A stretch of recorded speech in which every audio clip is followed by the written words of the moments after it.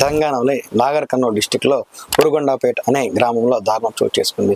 ఇది వింటుంటేనే చాలా బాధాకరంగా, ఆడవాళ్ళకి సేఫ్టీ లేకుండా పోతుంది అనడానికి ఇది మరొక నిదర్శనం. మార్చి 29 ఉరుగొండపేటలోని ఆంజనేయ స్వామి గుడికి ఒక కపుల్ వచ్చారు. దర్శనం చేసుకున్న తర్వాత నైట్ భజన చేస్తూ ఉండగా 10:30 ఆ టైంలో ఆవిడ వాష్రూమ్ వెళ్లాల్సి వచ్చింది. గుడి వెనకాల ఉన్న ఖాళీ స్థలంలో వెళ్దాం అనుకుని ఒకటే వెళ్ళడానికి భయం వేసి తోడుగా ఆవిడ బావను కూడా తీసుకుని వెళ్ళింది. ఇదంతా అక్కడ గుళ్ళో పనిచేసి ఒకటి చూశాడు. వాడు చూసి వాళ్ళ ఫ్రెండ్స్ 6 మందికి కాల్ చేశారు. వీళ్ళందరూ తాగేసి ఉన్నారు. వాళ్ళిద్దరిని పట్టుకొని చెట్ల లోపలికి తీసుకెళ్లి ఆ అబ్బాయిని బాగా కొట్టి చెట్టు కట్టేసి ఒకరి తర్వాత ఒకరు అతి కిరాతకంగా అతి దారుణంగా ఆవిడ్ని మానభంగం చేశారు.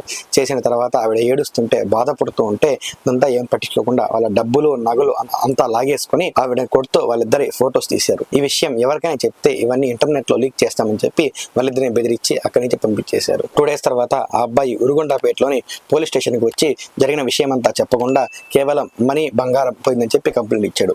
పోలీసులు అంతా ఇన్వెస్టిగేషన్ చేస్తుంటే ఈ విషయం బయటపడింది. వాళ్ళ ఫొటోస్ అండ్ నేమ్స్ ఇక్కడ వేస్తున్నాం చూడండి. ఇంత జరుగుతున్నా కూడా ఇంటర్నెట్ లో ఈ విషయం పెద్దగా ఎవరు చూడలేదు, వినలేదు. మేబీ మన వాళ్ళందరూ దీనికన్నా ఇంపార్టెంట్ ఆ పచ్చల విషయం అనుకున్నారేమో. ఇప్పటికైనా ఈ వీడియోని షేర్ చేయండి, అందరికీ తెలిసేలా చూడండి. విక్టిమ్స్ కి న్యాయం జరిగేలా మన వంతు సహాయం మనం చేద్దాం.